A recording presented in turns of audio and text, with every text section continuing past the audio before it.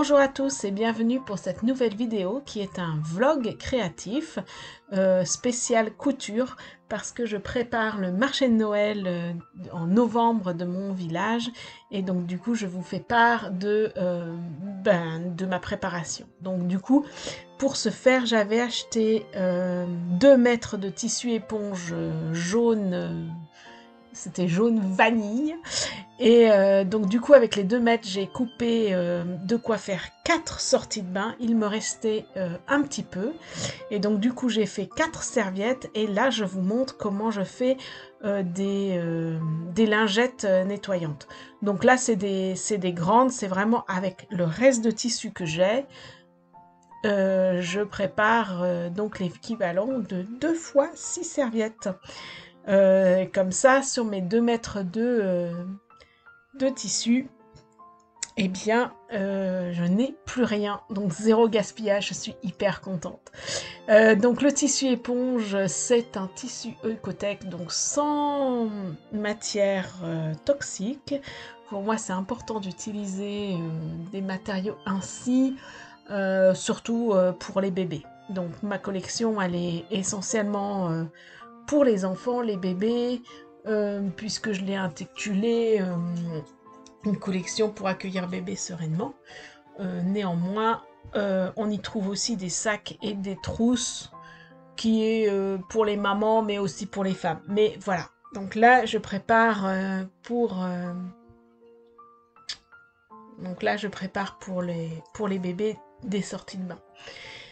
Donc mon idée, donc là de mes 4 sorties de bain, je vais arrondir les angles sur une, donc je vais en faire une avec vous.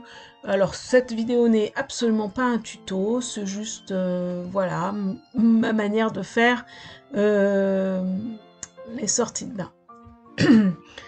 Donc voilà. Donc j'avais acheté du biais depuis assez longtemps, mon choix de faire une matière neutre était pour moi très important. À cause des biais que j'aime bien mettre. Et là, c'est des biais Liberty, parce que vous savez combien j'adore les Liberty, donc voilà. Par contre, petite note, c'est si vous êtes débutante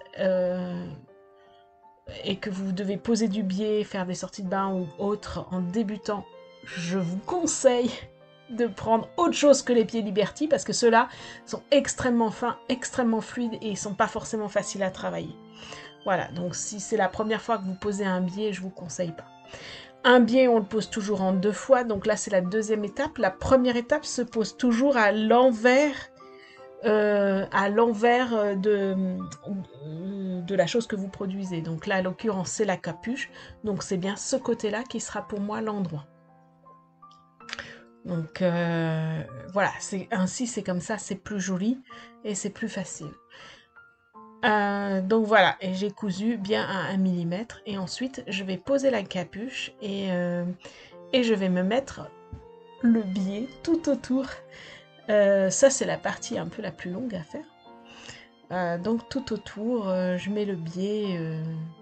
C'est pour ça que c'est important d'arrondir les angles, ça sera plus facile. Et pour clôturer, rejoindre les 2 bouts, moi ce que je fais c'est je rejoins avec 2 biais justement. Donc pour ça, voilà, je fais comme ça, je mets les 2 rubans en croix et je fais un biais dans la diagonale. Enfin, je fais une petite couture avec du fil de bâti dans la diagonale. Je le fais toujours avec du fil de bâti, jamais direct, pour pouvoir vérifier que c'est le bon... voilà, que c'est le bon endroit où je l'ai fait. Donc du coup, il faut bien que les 2 pliures se rejoignent. Et il faut bien que voilà, ça épouse le tissu, que ce soit pas trop petit ni trop grand. Donc c'est pour ça que je le fais toujours avec le fil de bâti. Ensuite, je couds sur le fil de bâti et je retire le fil de bâti. Enfin, je couds un peu à côté, mais voilà. Et ça, je vous le conseille parce que si vous ratez, c'est plus facile de recommencer avec un fil de bâti qu'avec une couture qu'il faut défaire. Donc là, je fais la deuxième partie. Donc une fois que c'est cousu, donc on coupe bien dans la pliure, largeur pied de biche. Hein. Et après, il faut retirer le surplus pour que le tissu éponge et le biais soient vraiment à la même hauteur. Et ensuite, je replie. Alors moi, j'aime pas du tout couper. J'aime bien quand c'est bien, quand il y a bien du tissu dans le repli. Donc des fois, il faut tirer un peu. Surtout au niveau de la capuche où il va y avoir deux épaisseurs de tissu éponge. Moi, c'est vrai que j'aime bien tirer un petit peu sur le biais. Là, c'est plus facile parce que comme c'est un biais qui est très souple, c'est plus facile. Donc voilà, là, je fais les angles. Et puis du coup, dans un des côtés, je vais mettre mon étiquette collection magique pour dire que c'est moi qui l'ai fait. Voilà. Donc je suis super contente de participer à ce marché de Noël, ça me réjouit et du coup ça sera l'occasion pour moi de sortir toute ma collection magique voilà, qui est magique. Ça sera pour moi l'occasion dans une prochaine vidéo de la présenter, ou en tout cas de présenter son processus, enfin comment je fais cette collection, quoi. Ça sera pour moi dans une prochaine vidéo. Voilà, là je mets ma petite étiquette. Collection magique, tout simplement. Et comme elles sont assez grandes, je les coupe un peu pour que j'ai pas trop d'espace. Voilà, bon, ça après... voilà, je la mets là dans l'angle. Maintenant, vous en mettez pas. Ça n'a pas d'importance, ça. Voilà, et c'est sur la capuche, il faut un petit peu tirer pour... voilà. Pour que le biais se mette bien. Alors, comme moi, je mets les épingles parallèles au tissu, au fur et à mesure que je couds, je suis obligée de les retirer. Hein. Sinon, vous les mettez... Mais pour le biais, c'est pas très pratique. Sinon, il faut les mettre perpendiculaires si vous les retirez pas. Voilà. Donc voilà, là je suis dans la capuche, moi j'ai épinglé la capuche, voilà. Et puis on pense bien à faire un petit, avant tout, un petit boucle pour tenir la sortie de bain, enfin accrocher la sortie de bain dans la salle de bain, c'est toujours pratique, voilà, comme ça.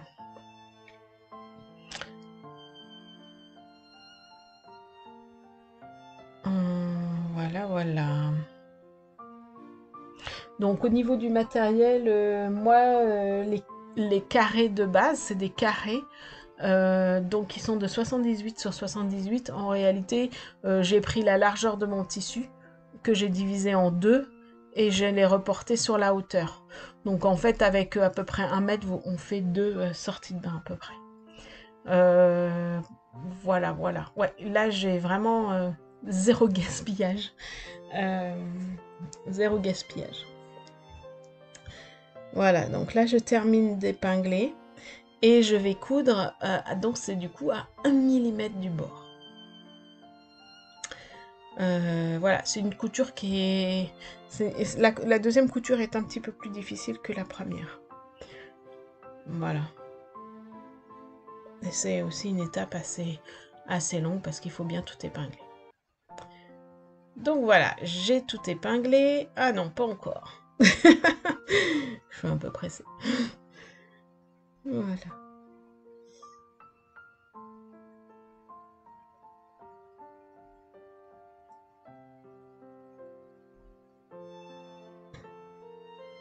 Donc voilà, elle est cousue et donc du coup, je vous la présente pliée avec la capuche.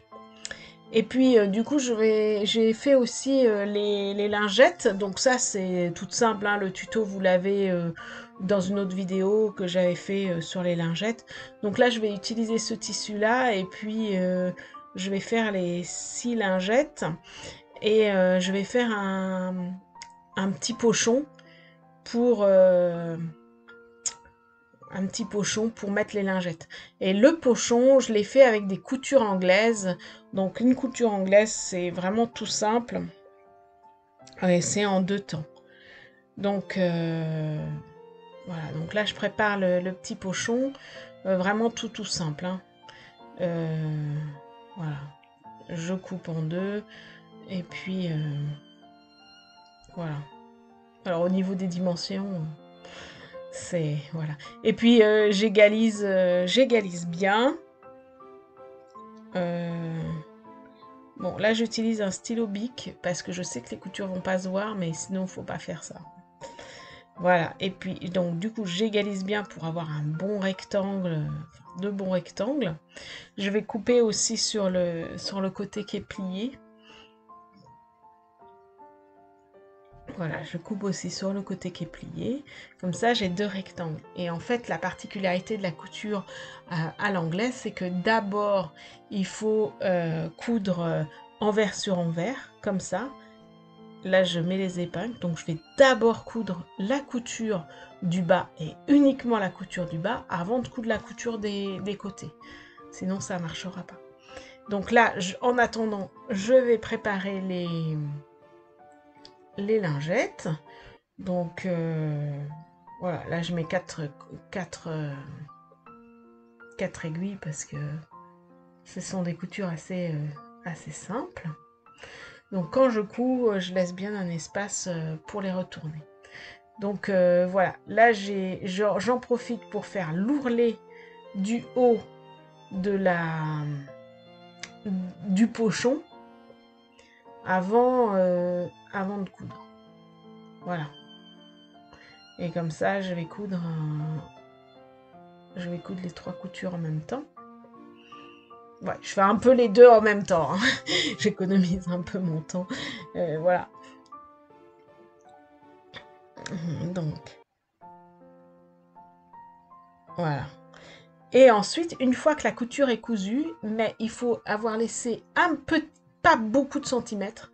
Là, vous égalisez bien, qui est 5 mm. Et ensuite, il va falloir faire une couture, comme on a l'habitude de faire, endroit contre endroit, endroit contre endroit. Et là, voilà, la couture anglaise. Alors, il y a quelque temps en arrière, j'avais coupé des bavettes, des bavoirs, et donc du coup, c'est l'occasion pour moi de vous montrer la fabrication des bavoirs.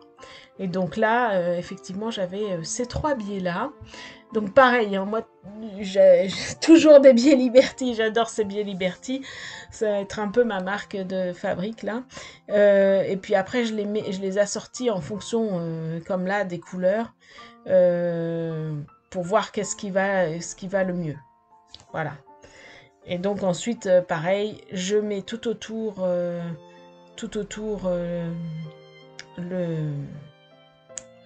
le biais. Donc toujours l'envers en premier et après la deuxième couture sera à l'endroit.